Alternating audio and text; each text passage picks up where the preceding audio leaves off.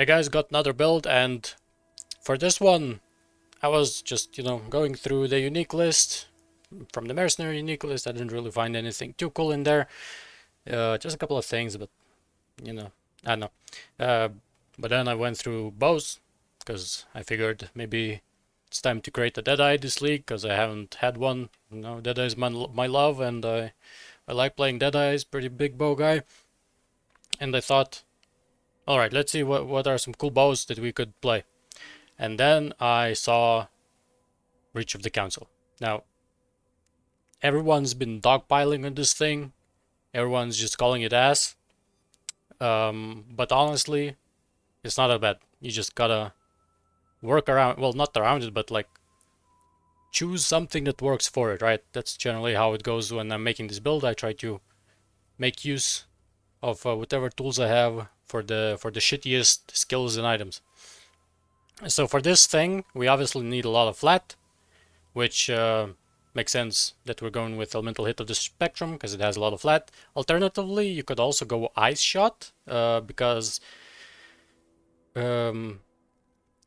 this bow allows you to basically deal double damage against bosses, and it gives an insane amount of clear. Ice Shot doesn't really have an issue with clear, but it does struggle against single targets. So with the free return, that is 100% damage, your bossing is actually pretty good as well. So I tried cooking up a POB for Ice Shot as well, but Ice Shot just seemed way worse. Not completely horrible, just worse. Because Elemental Hit of the Spectre has a lot of flat, right? And on top of that, I'm also scaling a little bit more flat with the Biz Jewels. Granted, I did need to buy a little bit worse jewels because I also need to fix my resistances with jewels, so they're not the best. Obviously, you can always spend more divines, right? But as it is right now, this build was about 25 divines, and I cleared Uber Cortex without any real issues. It can run tier 17s pretty well. Just an overall solid build, honestly. Like, I didn't even expect it to go so well, but it turned out pretty good. Now, I don't want to run a block map. Let's see what else we got.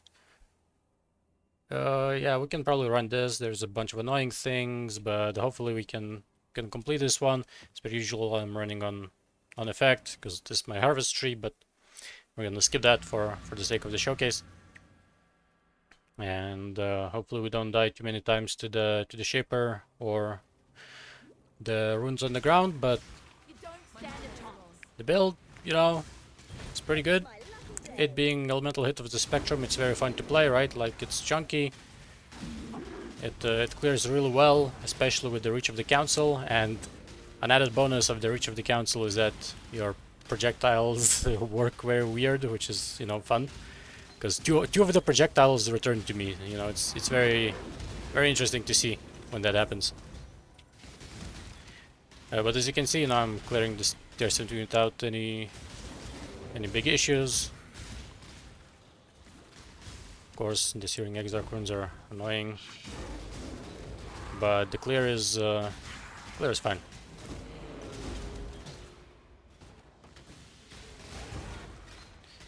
And also, I know that Elemental Hit of the Spectrum does have some issues with single targets, so I added my special secret Deadeye technique, which is Mirage Archers. Basically gives you like 30 or something % more extra single target damage. Like, these things alone, look, they're doing pretty good damage by themselves.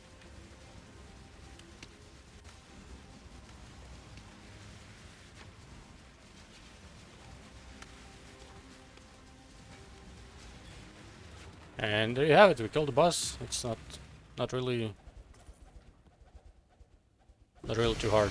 The damage is also pretty good, and overall, we've got a pretty good max hit pool, so the Ubers aren't too horrible. But I guess I'll show you around the tree. So the tree is a little bit different from most Deadeyes. Not too much, we still got like a Natural Instinct over here. Alternatively, you can use one over here if you want more damage. But this is a pretty nice spot. It kind of fixes our mana a little bit because you don't want to have too little mana, right? Because it's annoying shooting. and a little bit of life, gives a little bit of accuracy. I think I'm more kept on accuracy though right now, so it's not a big issue. But it does give us energy per kill, which is real nice for mapping. And I also have this for energy shield on kill. So overall, we're getting like 60 energy per kill, which, you know, for mapping, you basically get full energy shield back every pack if you're using the map right. You can also, with 1 point and grab 30 chaos, does not take on bypass, which is very solid for some chaos max hit, as this build, at least in my case, because my gear is, you know, can always be better, but this helmet is very solid. I had to craft it myself. I wish it did have an open suffix though, because the pierce you can get like from gloves or wherever else, right? Potentially 2 points from here as well. Because you don't necessarily need pierce, but it does help against single target in case if your returning projectile is the one that hits the boss, and then the other one might not, you know, hit on the way back if because of the angle. So I do recommend one pierce, but it's not completely mandatory. But the helmet, you know, I kind of lucked out with the essence, got 2 tier 1s, but obviously you don't need to have like the perfect rolls or anything like that. But ideally you do want another suffix for hybrid chaos res, right? Also, in 3 levels, you can also get 1 more jewel slot, so you can get a little bit chaos from that, from an abyss jewel, of course, which on top of you giving like chaos res can also give you like 5% more damage as well. So it's pretty solid. As it is right now, my chaos is negative. Of course, I have amethyst flask for that, but still. But anyway, you can still a little bit play with the chaos resistance. For suppression, so we're grabbing everything on the tree, pretty much, and you do need pretty good suppress gloves. Either, I think I need in total 20, if I'm not mistaken. Here I have 21 because I rolled it with grands because I had a bunch of grands. But you know, you do need a total of 20. I think we're at 80 just from the tree. So with one item you can cap it, and that's probably what you should do, because we don't really have too many slots because we're using a lot of uniques, right? So suppress is a little bit hard, but obviously doable. If I did it, and so can you. You know, this is only 25 divines for this whole thing. And Secrets of Suffering, of course, makes sense if we're playing Elemental Hit of the Spectrum, right? To make use of the passive as well. And, you know, basically just a normal Deadeye Tree. Oh, I do recommend grabbing these. Not as much for the projectile speed itself. You do need a little bit, because the bow has -20. So you need like a little bit to combat it so it doesn't feel too bad. But increase in reductions to bow damage also gives us a good amount of damage, especially if you get like a feathered quiver as well. But this is basically the same thing. It's just that with more projectile speed it feels better, right? But I do recommend this wheel on this specific build.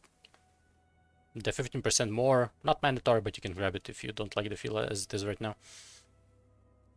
And other than that, you know, just a standard Deadeye Tree pretty much.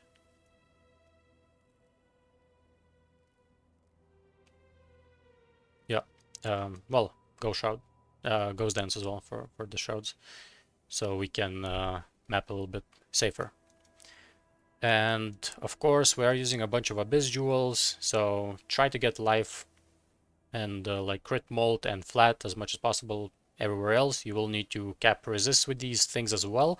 So for example, in my Darkness Enthroned, I have a very solid jewel. I think this is my most expensive jewel. I think I paid 2 divines for this one. No, I paid 1 divine for this one. There's another one that I think I paid 2.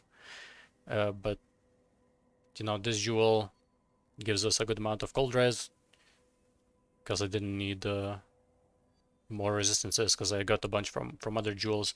I just needed some more cold, so I slapped in this one.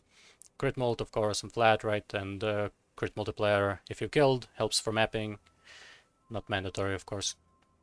And just get whatever, you know, is the most like damaging thing in Darkness Enthroned. I think most of you know this. And life is good, of course, and resistances are kind of mandatory, because without the Abyss Jewels I'm at like 30 all resist. Alternatively, your Lethal Pride can also give you, you know, some fire res, so it's a little bit easier, so you could look for that. I looked for Intimidate because I wanted Rage on my gloves, which does help in prolonged fights. I recently killed Sanctuary with 178 as extra and endurance charges as well as crit reduction. So the fight, the rage definitely was in effect over there. And Storm Shroud, obviously we're playing Storm Shroud, and I do recommend getting a blue Abyss Jewel like this one. You can roll it yourself. I bought the Fracture and rolled the Shock Avoid myself, and then another one just with like whatever else you need. The stats are also a little bit scuffed. This is partly why our resists are so bad, because I had to make a ring like this, right? But also you could potentially just not get the 18 all attributes and get a bit more from Abyss Jewel, so you have one more slot for like Chaos Res or something, right? So you can definitely play around. You obviously don't have to get identical items as they are here, right? And we're also using Techrod's Gaze, mostly because, we're using Bubonic Trail, so getting some extra reserve is pretty nice. Allows us to use Discipline, which is pretty solid. I guess you don't really need to use these, and it will be easier. So before, like if you got like 10 divines, let's say, so don't buy this. Just get normal boots and fix your other things with that. Obviously, you'll have less damage, but it's not going to be as hard to cap the resists. But yeah, this is pretty much it. The items, I already showed them to you. Whispers of Doom over here. High-res caps our accuracy and also gives us a good chunk of crit, so it's a very solid item. Funnily enough, this is more damage than Yoke or Ashes even, because Ashes could potentially be good as well for the quality, right? But somehow this is just more damage, even if I cap the accuracy, so I don't know, just keep this, I guess. One more thing is that you need +2 arrows total. So ideally get one on the bow and then another one on the quiver, so you don't need to spend points on, these other things from the tree. But yep, that is it for today. I had fun with this one. I think I'm gonna continue blasting with it. It's a very fun build, and it's very nice seeing a build that can make use of a generally considered to be a bad unique, and it works, right? So added bonus, I guess. Anyway, that is it for today, and I will see you guys next one. Bye bye.